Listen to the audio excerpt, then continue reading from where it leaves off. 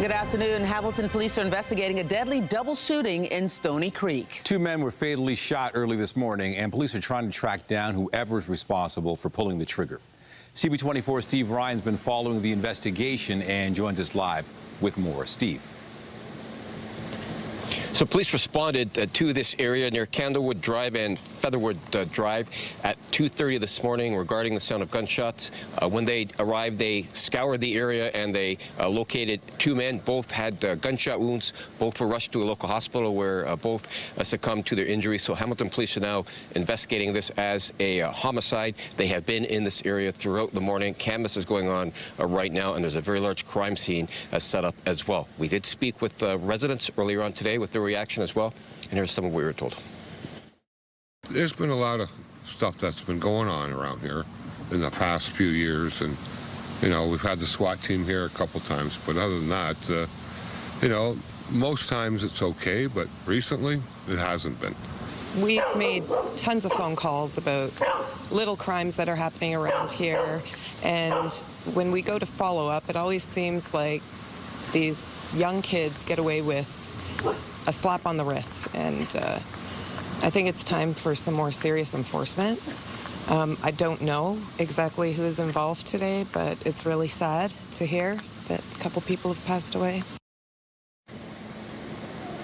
No information regarding the motive, whether or not this was targeted or random, nor do we know the relationship yet between the 2 deceased. We will get information this afternoon when Hamilton police hold a press conference at 1:30. We, of course, will cover that live. Nathan, I'll send it back to you. All right. Thank you, Steve. 2 men have been charged in connection with an investigation into youth trafficking in Toronto and Hamilton. 27-year-old Shamar Walters of Toronto and 20-year-old Ethan Ganga Singh of Brampton are facing several charges. Police say the investigation began in May after they received a tip that several young people were being trafficked. Police say Walters has been held for a bail hearing, while Ganga Singh appeared in court on Monday and was released. Still to come, the CNE is hosting its annual job fair today. We'll have more on the expanded number of employers a little later in the newscast. Well, city councillors are taking part in the final council meeting before the municipal election in October. A number of items are on the agenda, including the city's push for the province to return land expropriated for the Billy Bishop Airport expansion. CB24's Beatrice Vaisman joins us live from City Hall with more on this meeting. Beatrice.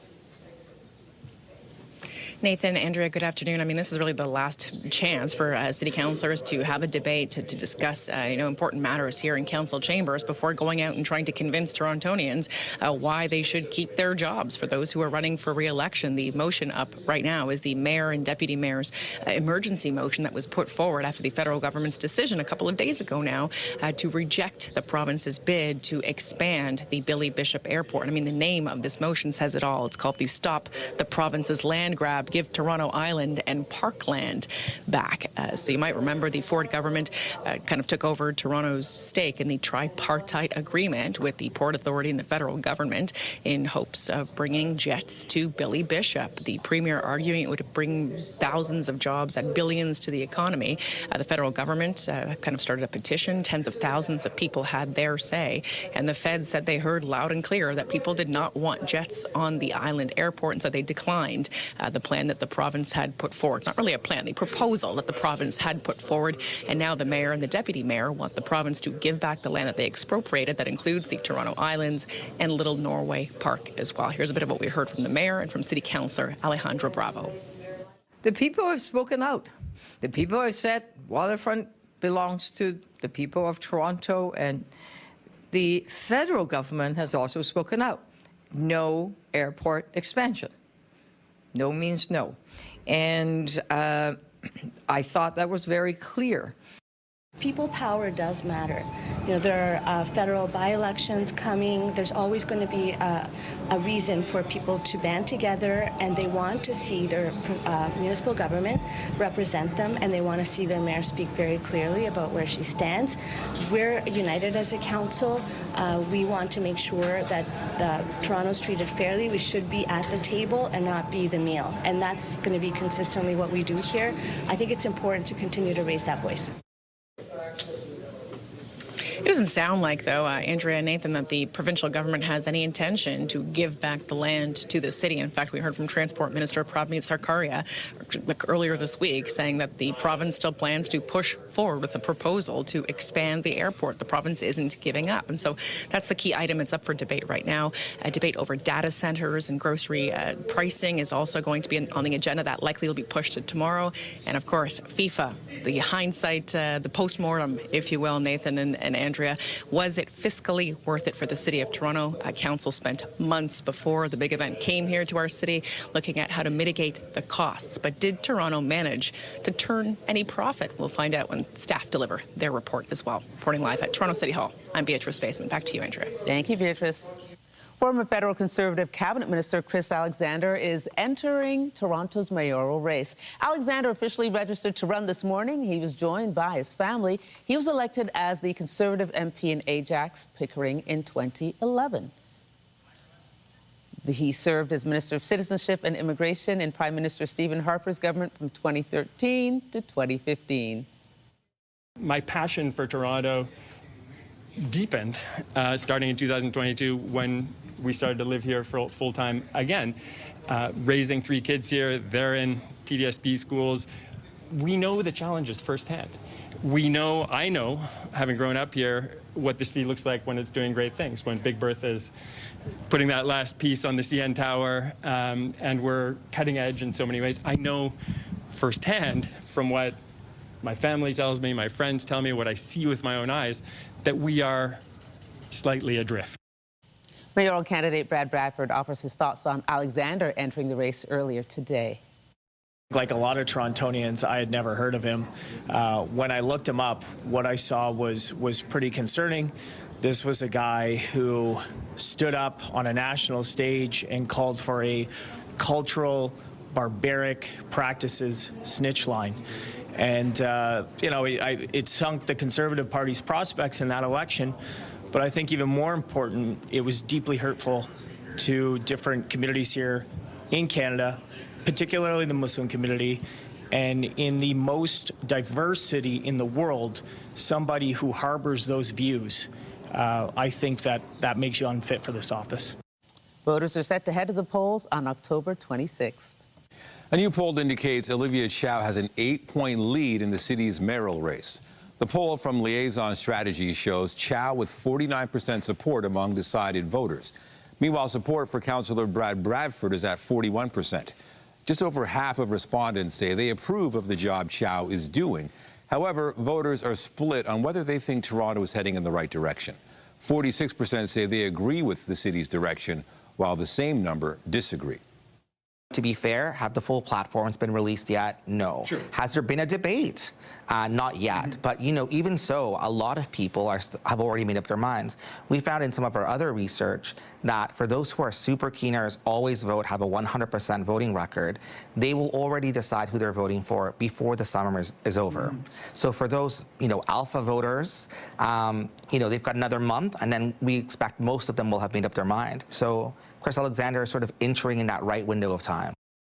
This latest survey was collected last weekend before Chris Alexander confirmed his intention to run. A motion going before Mississauga City Council today calls for a pause on building any new data centers in the city. The motion put forward by Councillor Martin Reid calls for an interim bylaw to temporarily ban the development of data centers for up to a year. That would allow city staff to review planning policies, zoning regulations, and development approval frameworks. A new service has connected more than 15,000 people in the city to family doctors. Midwest Toronto recently launched 2 new services aimed at improving access to primary care. The health team serves neighborhoods from Casa Loma to Exhibition Place. They connect patients with a team of clinicians who can provide services like mental health counseling and nutrition support. A primary care liaison assists people in connecting with family doctors. Of the more than 15,000 patients the organization has served so far, 9,000 had been waiting for a family doctor since before January of last year. Starting today, the city is partially closing a major downtown artery for TTC track replacement. The intersection of Yonge and College will be partially closed until mid-August. The city will also complete sewer work in the area during the closure. While the work is happening, the 506 Carlton streetcar will reroute via Dundas, and a replacement bus will run between Spadina Station and Broadview and Gerrard. The Canadian National Exhibition is hosting its annual job fair today as the X prepares to return for another year. This time, a number of other employers are also on hand looking to fill out their ranks. CTV's John Musselman is not there looking for a job, but he's talking to job seekers and joins us live now with more. John. Andrea, you would not believe the lineup here this morning. We just saw it queued up right outside the building. Now, this is very important for young people trying to land that first job. We'll show you some of that video of the lineup now. The queue right out the door. We're talking about thousands and thousands of people waiting to get inside this job fair just to get a chance for one of the jobs at the CNE this year. They're looking to hire about 5,000 people. Now, we're hearing more than 50,000 applicants came in this year for these summer jobs at the CNE. Now, we did have a chance to speak to some of the people who were lining up as early as 5:30 this morning to get in. Here's what they had to tell us. When you come early, you'd have lots and more time to decide what you want, look around, and it does end at 2, so you have plenty of time. You know what they say, early bird gets the worm, so you got to make sure you get your spot, get that job, got to get that summer money, and saving up for university, all that, you know. What I'm expecting to see today is a lot of people here, but that's why we came early, because it shows that we're motivated. Be one of the first people in line because we knew there was probably going to be so many people here, so we just wanted to be able to get in fast. And we can tell you there's still a huge lineup here as people are filing into this job fair. They're here with their resumes. They're handing them in to potential employers. Some people have been hired right on the spot here, so they're quite pleased. Others say they're being told to wait a couple of days and then they'll find out. This job fair goes until 2 o'clock this afternoon. Reporting live, I'm John Musselman. I'll send it back to you. Thank you, John. Well, more news in a moment. First, here's a live look at the city this afternoon. I think we are looking over at, I'm not sure what that building is. Someone help me out there. What is it? That's near Toronto Stadium. That's the Toronto Exhibition, Toronto Stadium. I thought so because that's where John is, and so I don't think that's the building where he is. So, Lindsay, it looks lovely for those poor kids who are waiting outside. I mean, I can't imagine what it's like hoping to get a job, and then, you arrive, it closes at 2. People arriving now see that long line, but at least if they're outside, they have some good weather. I know. Best of luck to all of them, Andrea, and it is a pretty nice day to be spending some time outside, whether you are in line or not. Pretty nice day here in the neighborhood. In most parts of the GTA, we do have a bit of cloud cover in Niagara region, and it is still raining. Kingston, Thousand Islands, Prince Edward County, but elsewhere, glorious sunshine and a northerly breeze today that's making it feel nice and comfortable out there, although gusts are close to about 50 kilometers per hour right now. Temperature-wise, 25 degrees. Very nice. Feels like 28 once you factor in the humidity. We are at a 7 on the UV index in Toronto. There's lots of sunshine across southwest Ontario, central portions of the province, little less in the way of sun around the nation's capital where that rain continues. But today at a glance for the city of Toronto, 26 degrees, feeling more like 31. Those breezy north winds are going to be with us through the rest of the day.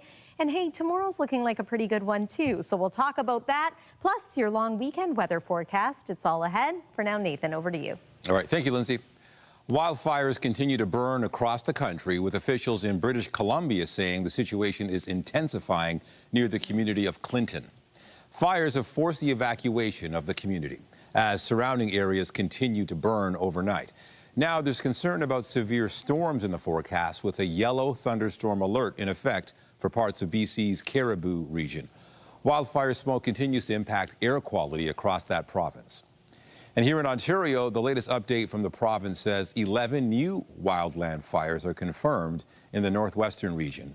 On Tuesday, that brought the number of active blazes there to 122, with 35 located in the northeast, and no new fires confirmed there yesterday.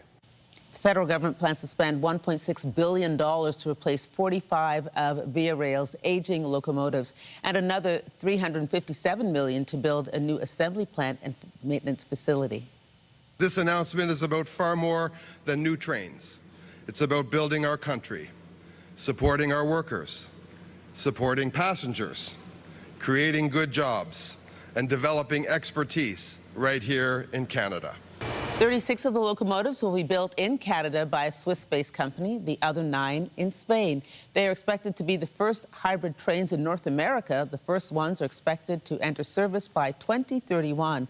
The trains will replace the Via Rail's fleet across the country, except for the Windsor-Quebec City corridor. That is where Ottawa is planning a high-speed rail line. Sources say 11 members of Premier Doug Ford's caucus insist there are too many unanswered questions about the proposed project, and Eastern Ontario voices are not being heard. A new report from IBM is outlining how data breaches are becoming more costly for Canadian companies. And CTV's Scott Hurst joins us with a closer look at the report. And Scott, it's no secret these breaches can be costly. They're costly and they're adding up more and more every year, Nathan. Good afternoon. It seems like technology is infiltrating every part of our lives. It's hard to get away from it. And nowadays, things are becoming much more interconnected. And that does come at a cost. Data breaches are becoming much more costly for Canadian companies. That's according to this new report from tech giant IBM. It shows organizations were forced to pay an average of $7.1 million per data breach in 2026. That's up from just under $7 million the year before. And it's not just the money that's adding up. The data breaches are becoming larger and longer lasting. The average breach is exposing roughly 28,500 records. That's up 8% from last year, and it took more than 200 days to detect and contain the impact, also an increase from the year before. Of course, not just the businesses feeling the impact. The impacts can be felt far and wide, all the way down to us, the consumer, through service interruptions and having our data exposed. As organizations, as I mentioned, Nathan, are becoming much more interconnected, the cyber risks are extending well beyond the businesses or organizations that are the target of these data breaches. And what about Canada's energy industry? How are they impacted? The attackers really seem to be targeting energy and critical infrastructure in this country. Energy organizations reported the highest average costs at more than $9.2 million per data breach. It really highlights the growing financial impact these cyber attacks can have on critical infrastructure, followed by technology organizations and industrial organizations as well. Now, when it comes to AI, it is both helping and hurting when it comes to these data breaches and cyber attacks. According to the report, organizations that deployed AI in their security operations reported the cost of an average breach to be much lower and contain the impacts significantly faster. However, globally, there's been a more than 50% increase in AI-driven attacks, showing just how quickly attackers are also adopting the modern technologies. All right, CTV's Scott Hurst in the CTV National Newsroom. Thank you. Thanks, Nathan. New polling on Alberta's separation debate finds a majority of people in every region of that province want to remain in Canada. The largest support for staying is in Alberta's 2 biggest cities. 78% of respondents in Calgary and 80% in Edmonton say they will definitely or probably vote to remain part of Canada in October's referendum. 2,000 people were surveyed as part of the poll, which was commissioned by a third-party advertiser called Vote to Stay. Some sports diplomacy happened ahead of last night's game between the Blue Jays and Washington Nationals. Canada's ambassador to the U.S. threw out the first pitch before the game, with the teams looking to promote friendship between the two nations. CTV's Joy Malbin has the story. In spite of trade tensions, that delayed Gordie Howe Bridge, and threats of the 51st state, there is one thing Canadians and Americans can agree on, and that's baseball. Throwing out the first pitch, Canada's new U.S. ambassador thrust into the thick of things. The embassy promoting this cross-border matchup between the Blue Jays and Washington Nationals as a goodwill friendship game. It's a big week for the Canadian government down here, negotiating with their counterparts. So we sometimes have to look beyond some of the headlines and see that we've been at this together for a long time. Canada's top trade minister on the field. You could call this baseball diplomacy, a celebration of two nations who share a love of the game. Relations are a little strained right now between Canada and the U.S., and so we need events like this just to get together on a human, personal level. Fans scooped up an exclusive Canada-U.S. friendship hat with a nod to the Nationals' Montreal Expos connection, meaningful to fans like the Halperns, keeping the spirit alive. I think baseball transverses all borders and keeps us all friends, so that's why we're here.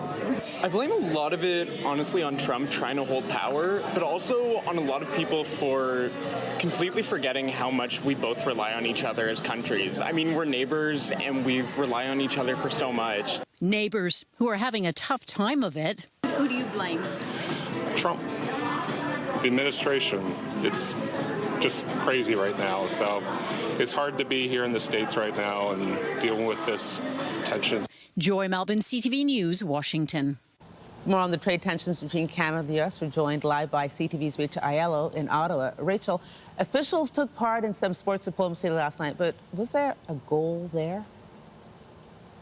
Yeah, I think it's fair to say this is yet another example of the ability for the two countries to show the long-standing friendship between them. Of course, we had Canada's lead minister there, the ambassador throwing the symbolic opening pitch. But really for Canadians, I think the metaphor will likely end there because unfortunately the Toronto Jays lost that game to the Washington Nationals. So hopefully that's not foretelling for the future of trade talks, but it's definitely an easier way for Minister LeBlanc to kick off his time in Washington. Okay, so the Prime Minister is set to speak in Red Deer, Alberta today. What are we expecting to hear from him?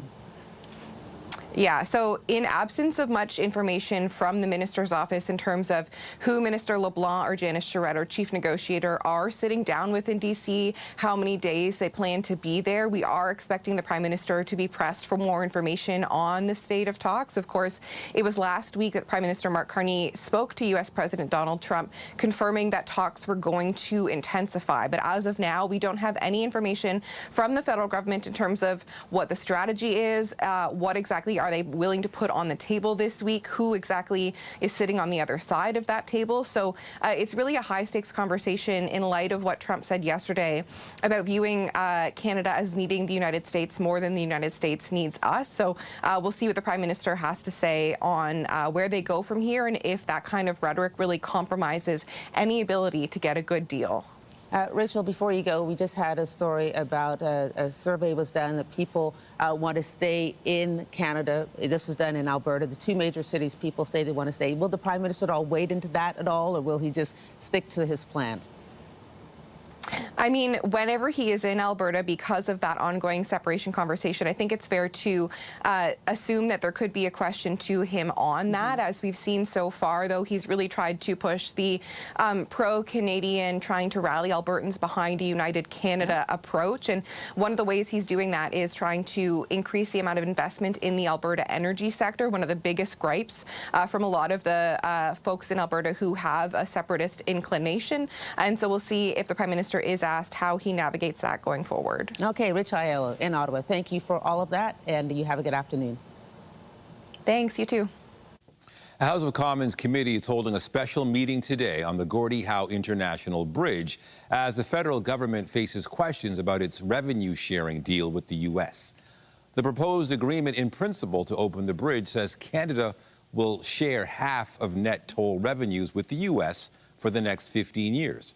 Prime Minister Mark Carney had previously stated tolls would not be split until after Canada's debt to build the bridge is paid back. Today's meeting is expected to be mostly administrative, with MPs set to talk about the scope of the study and a list of witnesses. In the Middle East, the U.S. and Iran exchanged attacks today after a lull in the fighting. The United States partnered with Saudi Arabia to strike Tehran-backed militias in neighboring Iraq. At least 20 fighters were killed. The Saudis had accused the militias of firing drones against its oil facilities over the past 2 days. And the U.S. says the attacks on Iraq were in response to those drone strikes. Tehran also launched a barrage of missiles at American forces in the region early today. Jordan says it intercepted and destroyed 5 Iranian missiles. In southern Japan, the confirmed death toll has risen to 18 following yesterday's earthquake. Crews are searching a badly damaged shopping mall and collapsed houses looking for trapped survivors. The magnitude 7.1 quake left at least 62 people injured. Nearly 35,000 homes were still without electricity and about 15,000 without running water. Officials say more than 8,800 people left their homes to stay in shelters where power sources were being added to provide air conditioning. Firefighters in southwest France are battling an uncontained blaze 4 times the size of Paris. The wildfire did not spread overnight, but rising heat and afternoon winds could revive smoldering hotspots, and that could carry embers across fire breaks and open new fronts beyond the reach of crews. Investigators believe routine brush clearing work near a high voltage line may have sparked the blaze, even though the work appeared to comply with regulations. Now, temperatures were forecast to hit 40 degrees today. This is drone footage of charred landscapes after wildfires swept through an area of Spain. Tens of thousands of people have begun returning home in the central part of the country after firefighters made progress. Evacuation orders were lifted for about 20,000 people in Madrid region, while stay-at-home restrictions ended for another 14,000. But 10,000 people remain under evacuation orders in areas where the blaze is still out of control. A zoo in Slovenia is celebrating the birth of 3 beautiful tiger cubs. The triplets recently had their first vaccination and their gender was checked. Zoo staff are very happy about their initial health status, saying all the girls are fit and doing well. They'll stay with their mother for 2 years, and that's how long it takes for tigers to fully develop and learn everything they need in the wild. The zoo will eventually name the cubs, usually based on geographical areas, habitats, or characteristics associated with the species. So cute. And perhaps you're headed to our local Toronto Zoo today or participating in some other fun activity this afternoon. Great day to be outside with the kids, with the family, or simply on your own for a nice stroll around the park. 26 degrees will feel like 31 this afternoon. A look at the almanac. Yesterday we were just shy of 27 degrees. That is our seasonal norm, and we're going to be about that again today. Here's a look at the next 3 days. So tomorrow, spectacular once again. Friday, we now have a slight chance of a shower, and it looks like a bit of wet weather could creep its way into Saturday, too. But it's not all bad news when it comes to your August-long weekend. We're going to talk all about it coming up here on CTV News at noon. Stay with us. When you see it happen, send it to CTV News. Text 10400. From your screen to ours. Text 10400. Well, let's talk about the forecast, and really a good start to the day. We had clear skies. Absolutely. Clear skies. Let's hope it continues. I know Thursday, Friday, my days off, are looking pretty good. But a lot of people looking forward to the weekend, of course, with all the Caravana festivities, or Toronto Carnival, I guess it's called now. So, yeah, people looking forward to seeing what you have to say, Lindsay. So no pressure. No pressure. I mean, if I could copy and paste today, tomorrow, even Friday, and place that over the long weekend, that would make my life a little easier. I think everyone would be pretty pleased with the result of that, too. But, did I hear a but, Lindsay? Alas, it's not looking quite like that over the weekend, although rain isn't bad news for everyone. It might be, though, for your outdoor plans. We have a little bit of that in the forecast, but it's not going to last the whole long weekend. Weather is brought to you by the Presler Law Firm Injury Lawyers. You don't pay unless they win. Let's begin with another live look outside. There is BMO Field, formerly known as Toronto Stadium, and it's a sparkling blue sky up above today. Gorgeous sunshine. What a nice day to be spending some time down by the water in our great city. I do want to mention or re-emphasize again that it is a bit windy out there today. It doesn't look like it from that view at the top of Hotel X. However, I can point out the fact that winds are coming directly out of the north, and they are sustained close to 40 kilometers per hour. They're going to be pretty breezy over the next 24 hours here, but that northerly flow offering a bit of a refreshing breeze. So, yeah, it's not heating us up too much. We've got the gorgeous sunshine. There is a bit of a humidex factor today, but it's quite nice for spending some time outside. Mentioned that little bit of cloud cover out St. Catharines, well in Niagara Falls way.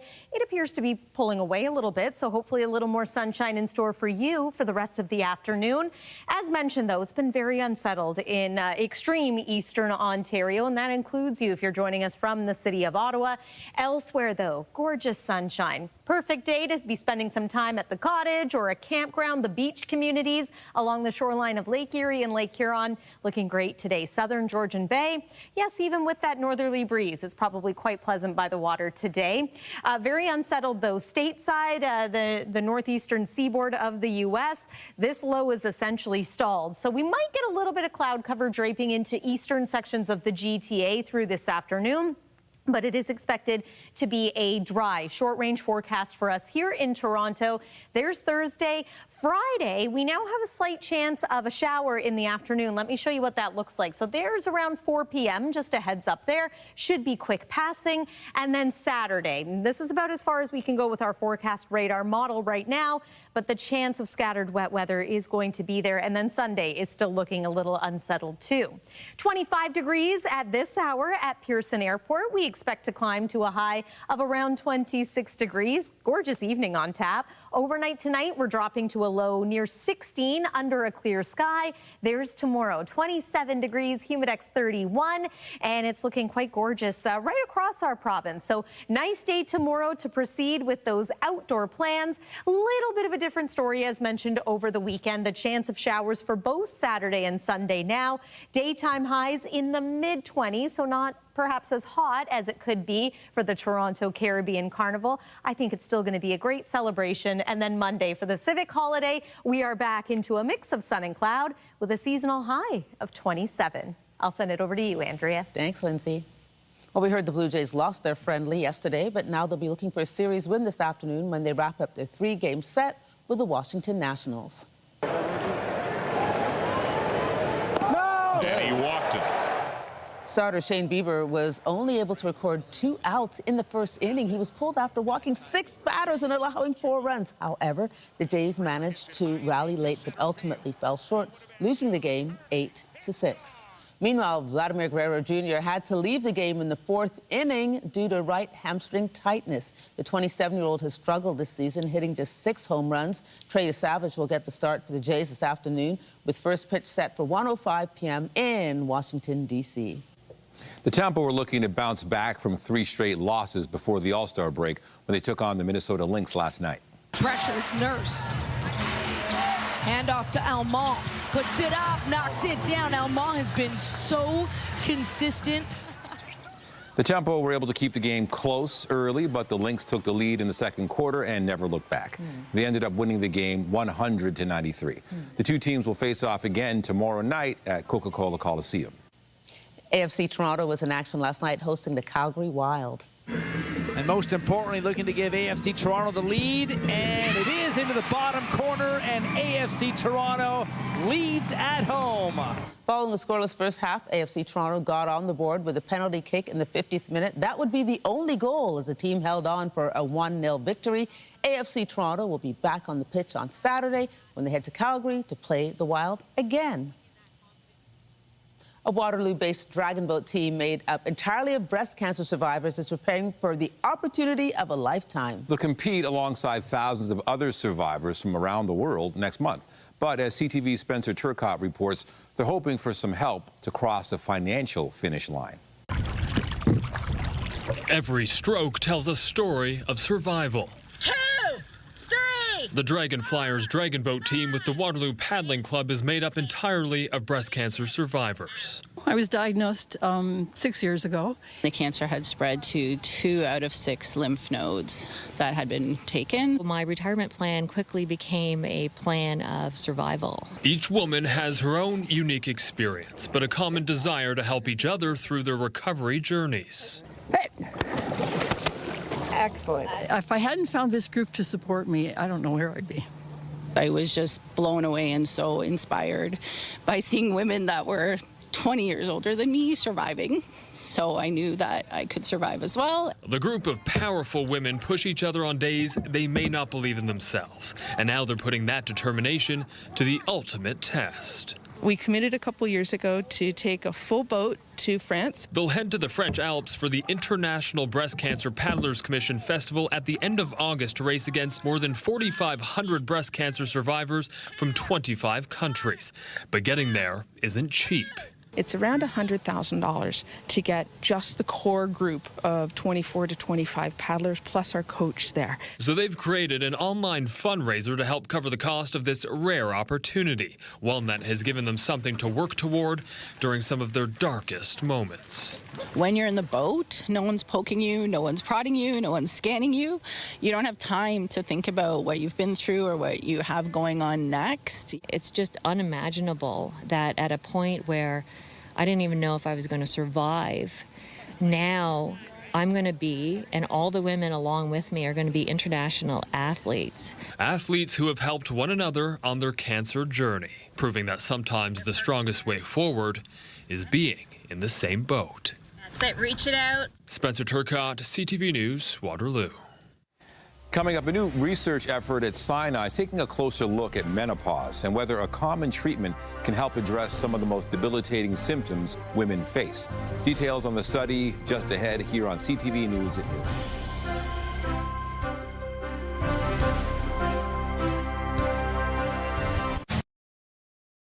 $1 million donation is funding a new effort at Sinai Health to better understand and treat menopause symptoms. Specifically, the study will examine whether hormone therapy can help address migraine and brain fog that many women experience. Not me. One of the researchers involved in the study joins CP24 Breakfast to discuss the work being done. We don't understand a lot about which changes are normal, which changes are temporary, and which may signal future risk. So we want to improve women's brain health, and we have to first understand how the menopause transition affects the brain. Our study is going to be following women before and after they start a modern menopause hormone therapy, which is estrogen through the skin and micronized progesterone. And we're going to use very detailed cognitive testing and a very detailed MRI. Sinai Health says the findings funded by TD Bank Group's $1 million donation could help enhance quality of life for millions of women during menopause. Tributes are pouring in from fellow artists and Ireland's president after news of the death of singer-songwriter Glenn Hansard.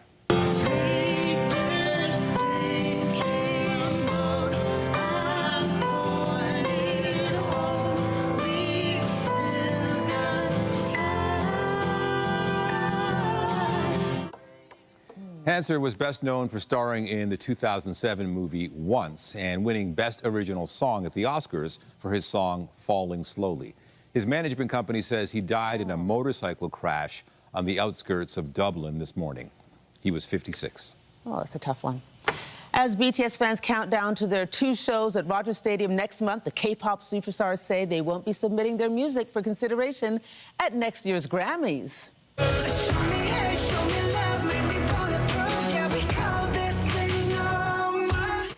The band released their first post-hiatus album back in March. Then a few weeks ago, Grammy organizers announced plans for a new Asian pop music performance category. Critics noted that might be forcing BTS and others to choose between vying for that award or a mainstream category. The members said on Instagram they hope music can be heard and loved for what it is, rather than being divided by region or language. Still to come, WestJet flight attendants could be on the picket line as soon as Sunday. The latest on the ongoing contract negotiations when we come back. Get Toronto's top stories, breaking news alerts, and watch live. Download the CTV News app. WestJet flight attendants could be on the picket line as soon as Sunday. 4,400 flight attendants could walk off the job as part of the strike. A key sticking point is compensation for work done on the ground. The same issue which led to a work stoppage at Air Canada last summer. WestJet says passengers with flights scheduled between July 30th and August 4th can make a one-time change or cancellation with no fee.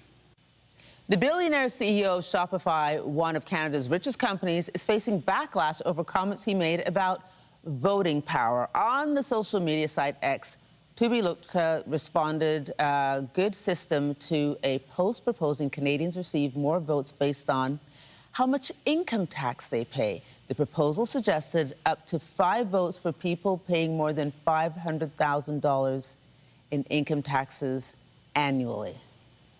What we're seeing is an attitude that has long been held by the wealthy. I mean, they have acted as lobbyists to, get their taxes lowered, to weaken the kind of protections that exist, say, for workers or, healthcare things.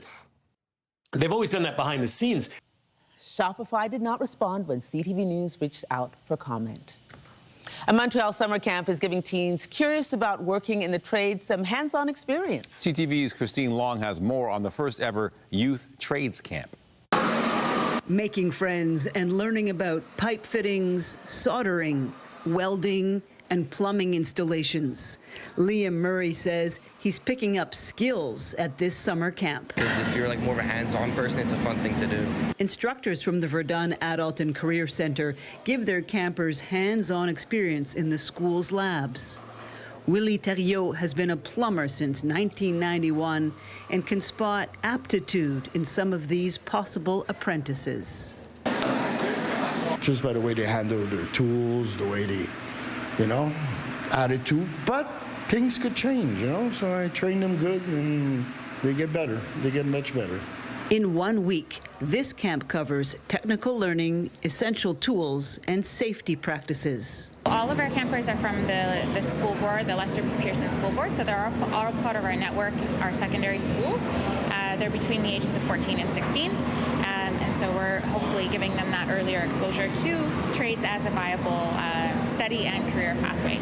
A first in Quebec, this free camp is designed for curious minds and potentially future builders. We're actually surprised that they've been concentrating on the projects, and I've hardly seen any of them on their iPhones. Leah Birchenough says she's interested in construction because AI can't do this kind of work. I just really like hands-on jobs, plus trades is where the money's at. Plans are already in the works for a 2-week camp next summer.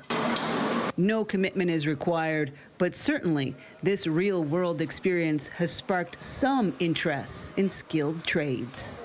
Christine Long, CTV News. Coming up, celebrating the work of Maud Lewis, a new gallery in her hometown is honoring her life and career.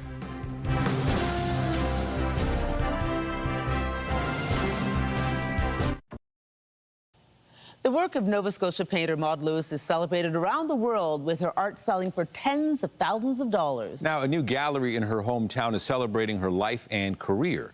CTV's Paul Hollingsworth paints the picture.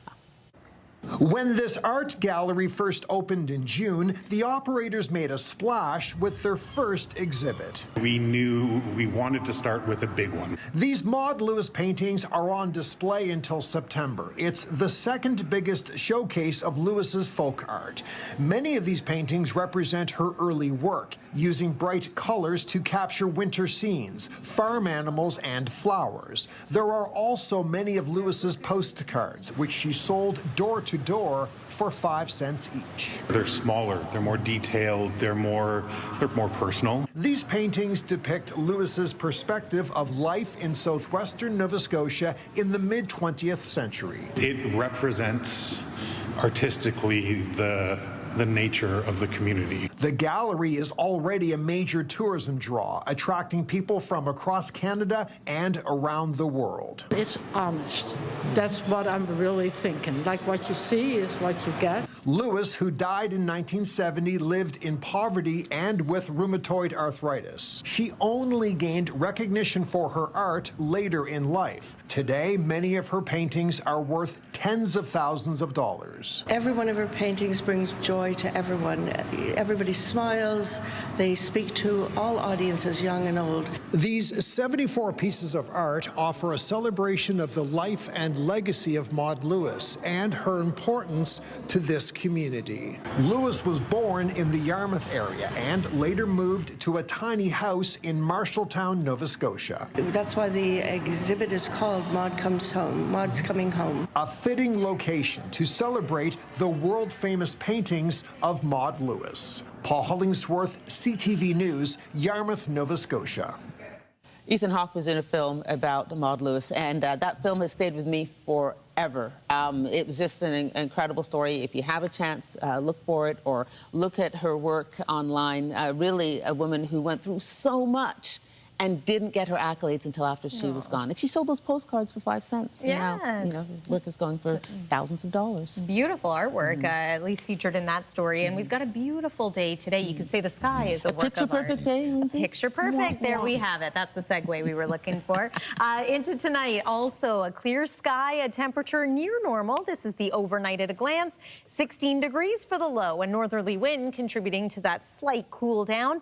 Tomorrow, 27 degrees, sunny and seasonal. I know this is a busy week for folks to be taking vacations, so if you're spending the next few days around Wasaga Beach, Muskoka, or the Kawartha Lakes, here's a look at what you can expect. Yes, it is going to be a little unsettled just in time for the long weekend. Of course, Saturday is when the Grand Parade is happening at the Toronto Caribbean Carnival. Chance of showers, a little cooler than it was looking yesterday, but I think it's still going to be all right for spending some time outside Sunday. Chance of showers also Monday. We're back into sunshine and dry conditions with temperatures where we expect them to be this time of year. Nathan and Andrea. All right, thank you, Lindsay. And that's it for CTV News at noon. Remember, you can get Toronto's breaking news all day long on CP24 and at ctvnewstoronto.ca. I just looked it up. Sally Hawkins played Maud in the movie called Maudie. For Lindsay Morrison and all of us here at CTV News, have a pleasant afternoon. I'm Andrea Case. And I'm Nathan Downer. Be sure to join us later for CTV News at 5 and 6. Have a great day.